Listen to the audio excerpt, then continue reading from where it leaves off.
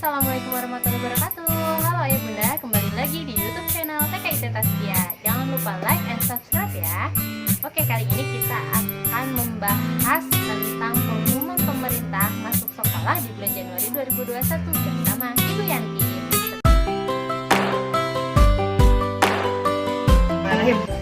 Oke ayo bunda, kita akan bertanya-tanya ya.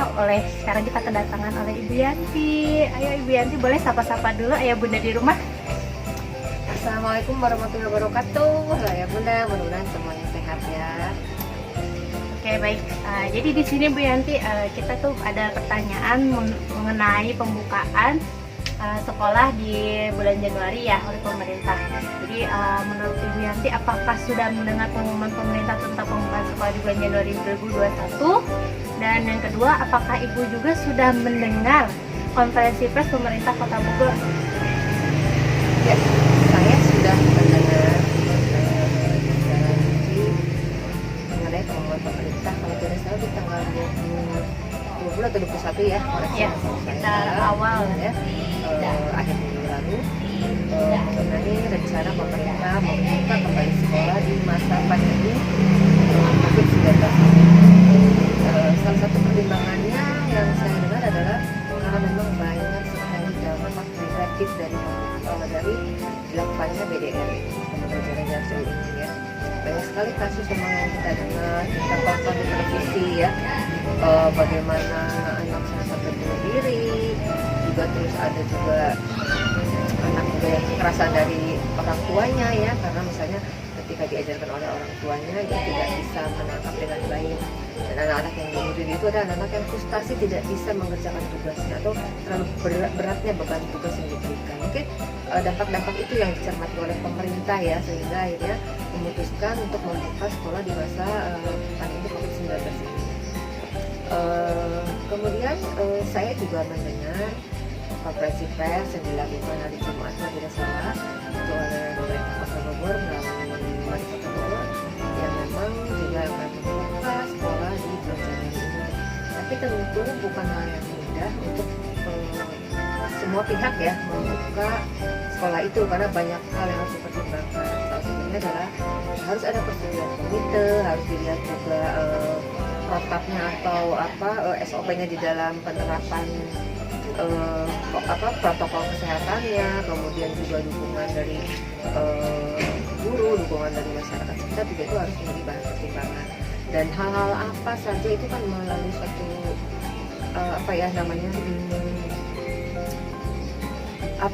seperti screening atau apapun lah dari pemerintah kota melalui dinas pendidikan. Jadi dinas pendidikan pun tidak akan sembarangan memberikan izin sekolah. Mungkin itu yang saya tangkap seperti itu. Baik Bu, dari kekhawatiran Ibu itu bukannya pemerintah sudah menyiapkan segalanya gitu? Saya yakin itu kan sudah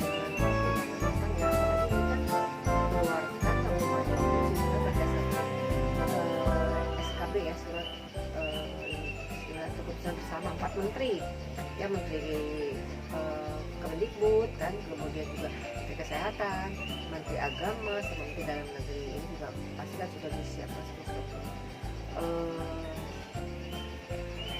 Saya yakin seperti saya sampaikan tadi bahwa dinas pendidikan pun tidak akan sembarangan bisa membuka sekolah. Banyak hal-hal yang harus dilalui, seperti tadi kan menyiapkan protokol kesehatannya, kemudian juga persetujuan dari orang tua atau komite, persetujuan juga dari lingkungan. Nah, itu yang menurut saya kalau kita nggak bisa juga menyamaratakan ya. Ketika misalnya di satu daerah dikatakan zonanya zona orange atau zona hijau, tapi pasti ada mungkin di satu sudut itu zonanya merah. Jadi kita nggak bisa mengglobalkan bahwa Bogor zona oranye atau zona hijau semua, nggak mungkin. Pasti ada sesuatu di sudut-sudut tertentu pasti masih ada zona merah. Atau mungkin lingkungan si anak rumahnya juga ya Bu ya, mungkin di kita di sekolahannya zona oranye tapi di rumah anaknya merah kan, kita ya jangan jauh-jauh sekarang, kayak seperti di kita saja, kita kan zona merah ya.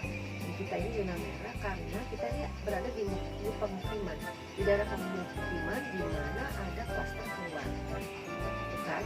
Nah, apalagi ini misalnya kita buka, kemudian nanti terjadi mau tidak mau sekolah di Bogor itu pasti ada kerumunan yang mengantar, yang menjemput, ya kan?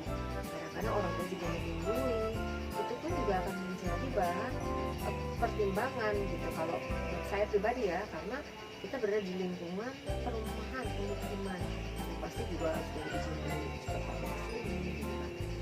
Dan yang pasti adalah orang tua, dan memang masih banyak orang tuanya walaupun dia sekolahnya sudah sekolah bagus, sudah menerapkan protap ke protokol kesehatan juga sangat baik, tapi kalau orang tua tidak mau kan tidak juga bisa dibuka.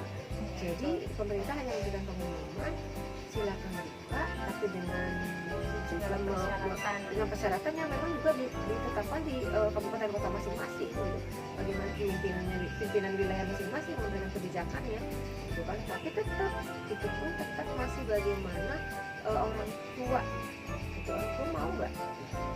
Kalau saya pribadi apalagi kita di lingkungan lainnya, nah ini masih ngeri sedap gitu kalau kita buka di channel seperti itu kan saya untuk pengumuman. Oke baik, bagaimana tanggapan Ibu mengenai berita ini? Tanggapan saya ya, ini saya opini pribadi ya, opini pribadi atau opini sebagai kepala sekolah taman kanak-kanak. Satu sisi saya senang anak-anak bisa kembali ke sekolah, artinya anak bisa kembali bersosialisasi dengan temannya, anak-anak bisa kembali bertemu dengan ibu-ibunya, kemudian juga karena kan dia itu sudah memang, kita tidak bisa juga menutup mata ya, mereka tuh udah bosan. Kita tuh 8 bulan dari bulan Maret sekarang udah November ya, akhir. Ini memang udah 8 bulan terkurung di rumah belajar sendiri. Itu saya juga tahu bagaimana juga beratnya orang tua gitu mendampingi anak-anak, karena terus terang orang tua tidak siap ya, orang tua tidak siap menghadapi ini, karena ini adalah kan datang tiba-tiba ya, dari tiba-tiba tidak direncanakan. Jadi banyak orang tua yang tidak siap menghadapi kejadian ini. Jadi akhirnya ketika masa BDR itu orang tua sangat kesulitan mendampingi anaknya, kemudian juga mungkin orang tua tidak paham dengan pembelajarannya, kemudian anak juga tidak punya teman bertanya untuk mengerjakan tugasnya. Ini khususnya untuk yang SD ke atas ya, SD sampai SMA seperti itu. Kalau TK sih mungkin masih lebih tercover ya, walaupun memang pasti juga lah banyak orang tua tidak siap untuk menjadi pengganti itu guru gitu. Seperti yang saya katakan tadi, dari ketidaksiapan itu anak-anak tapi dipaksa harus mengerjakan tugas-tugas yang lain. Tapi juga mungkin ini juga mungkin harus dikoreksi juga menurut saya. Kenapa sampai misalnya ada anak yang bunuh diri gara-gara tugasnya berat? Jadi ada apa yang salah gitu kan?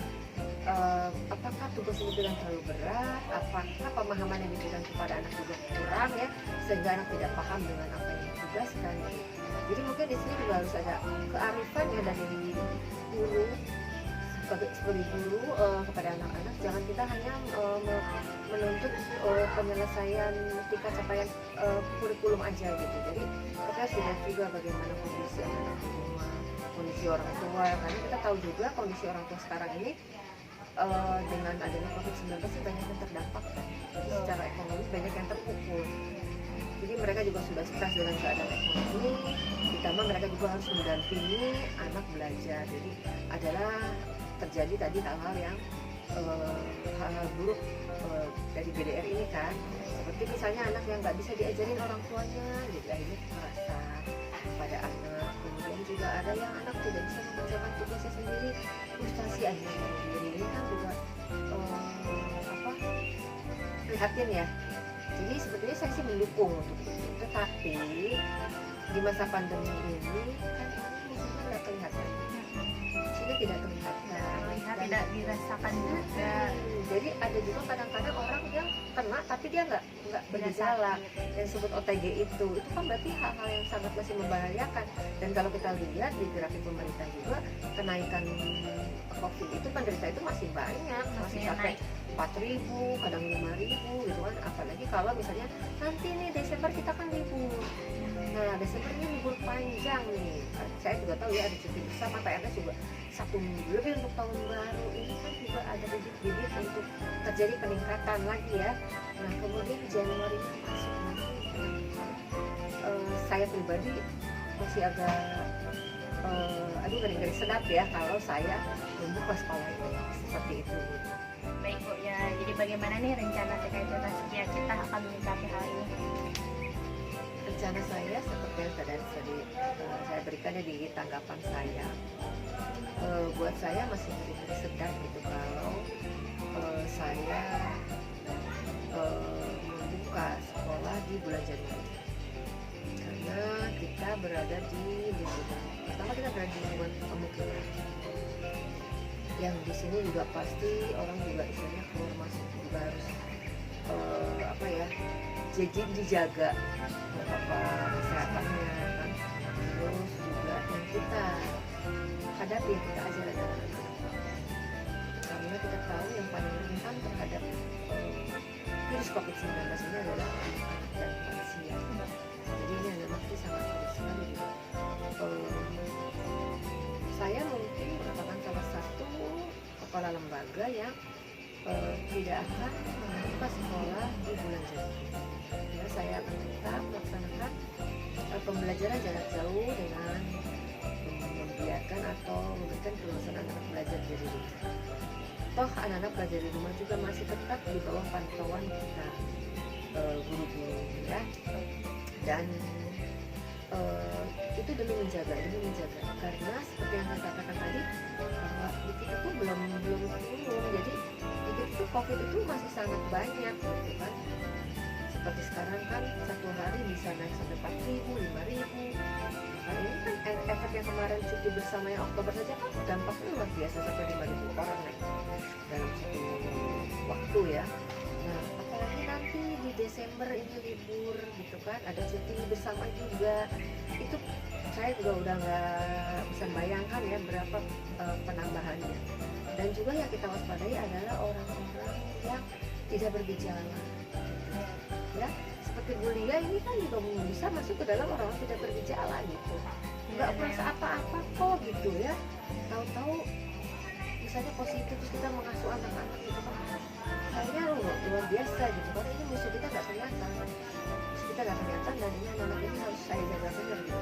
Jadi saya akan tetap memaksimalkan belajar jarak jauh dengan belajar dari rumah, tapi tentu dengan terus memperbaiki sistem kita, memperbaiki juga kinerja kita, dan juga memperbaiki terus meningkatkan komunikasi dengan orang tua gitu ya, karena orang tua itu merupakan partner kita dalam menuntaskan pembelajaran kita, supaya kita tahu apakah anak bosan dengan belajar seperti ini gitu ya. Jadi kita juga harus menjaga supaya nggak bosan gimana nih. Jadi kita memang juga menuntut kreativitas orang tua juga di rumah, dan siapa yang bisa membangkitkan kreativitas orang tua itu adalah ibu guru. Jadi ibu guru sekarang tugasnya bukan ngajar lagi, tapi menjadi konsultan ya untuk orang tua, menjadi teman curhat orang tua ketika orang tua bertindak sebagai bunda guru di rumah. Itu yang saya harapkan. Jadi nanti orang tua juga ya, ayah bunda juga jangan bertanya, jangan suka bertanya kepada ibu guru, dan ibu guru juga harus selalu menjalin komunikasi, sering bertanya bagaimana perkembangan anaknya. Dan juga itu yang harus kita ingat, kita jangan berpedoman kepada akademik ya, apalagi kita tahu nggak jauh di akademik. Kita harus berpedoman kepada yang pertama adalah bagaimana meningkatkan kecakapan hidup anak-anak di rumah. Selama di rumah ini anak-anak harus mandiri gitu. Kalau selama di rumah anak-anak masih tergantung dengan orang tuanya, itu yang akan menimbulkan masalah baru gitu. Jadi orang tua tuh, aduh kapan sih masuk sekolah? Jadi orang tua pengen cepat-cepat nyekolahin anak gitu. Karena di rumah itu banyak bermasalah untuk orang tua ketika anak-anak tidak bisa mandiri. Dan yang kedua, anak-anak juga memang harus terus kita kembangkan pola pikirnya gitu kan, wawasannya tentang bahayanya COVID-19 ini. Jadi anak-anak nanti bisa melindungi diri ketika dia tahu protokol kesehatan COVID-19 itu apa sih. Seperti ada hashtag pesan ibu itu harus terus digaung-gaungkan. Hashtag pesan ibu ya, 3 pesan ibu tuh kan, pakai masker, cuci tangan, menjaga jarak. Itu adalah pesan ibu yang harus terus juga digaungkan oleh ibu guru supaya anak-anak juga bisa membentengi dirinya gitu. Nggak usah selalu harus kita ingatkan, tapi dia kalau ketika keluar rumah dia juga sudah tahu harus pakai masker. Ketika dia sudah keluar rumah, atau dia juga harus sering mencuci tangan gitu kan, harus juga menjaga jarak. Nah, seperti itu yang harus kita tingkatkan kepada anak-anak. Dan mengenai tingkat pencapaian perkembangan, kita bisa menstimulusnya dengan berbagai cara, tentunya nanti melalui program-program yang dikirimkan ibu guru kepada orang tua. Tapi juga tidak mesti harus itu yang dilakukan. Intinya adalah kompetensi perkembangan anaknya itu aja yang harus digali oleh orang tua. Sedangkan misalnya pembelajarnya apapun itu bisa tergantung kreativitas ayah bunda. Yang penting 6 aspeknya yang terus digali gitu, ditingkatkan, distimulus, sehingga anak-anak nanti bisa berkembang sesuai dengan harapan kita. Seperti itu. Baik, terima kasih untuk beberapa pertanyaan yang sudah dijawab oleh Ibu Yanti. Semoga orang tua di rumah, ayah bunda terutamanya bisa lebih menjaga protokol kesehatan, dan kita juga berusaha agar pembukaan sekolah juga bisa lebih cepat lagi sebenarnya. Yang penting mah vaksinnya ya Bu ya, semoga vaksin. Kalau vaksin saya no comment. Kalau vaksin no comment ya. Tapi yang penting pokoknya rencana kami di PKI Taskia untuk Januari ini kita belum mempertimbangkan untuk pembukaan sekolah karena lingkungan kita ini, di lingkungan sekolah Taskia ini pun masih ada kluster keluarga, kemudian juga anak-anak itu merupakan anak usia rentan. Jadi saya ingin melindungi dulu. Ya, kita sampai lihat nanti penurunan itu, sampai penurunan itu istilahnya sampai hanya beberapa orang saja satu hari. Kalau masih ribuan ini satu hari, saya harus menjaga anak-anak. Baik. Oke, terima kasih ya Ibu Yanti. Oke ayah bunda, kesimpulan kali ini, pembukaan sekolah di Januari TKI Taskia sudah mempertimbangkan seperti bahwasannya anak-anak dan lansia paling rentan terkena COVID-19. Oleh sebab itu,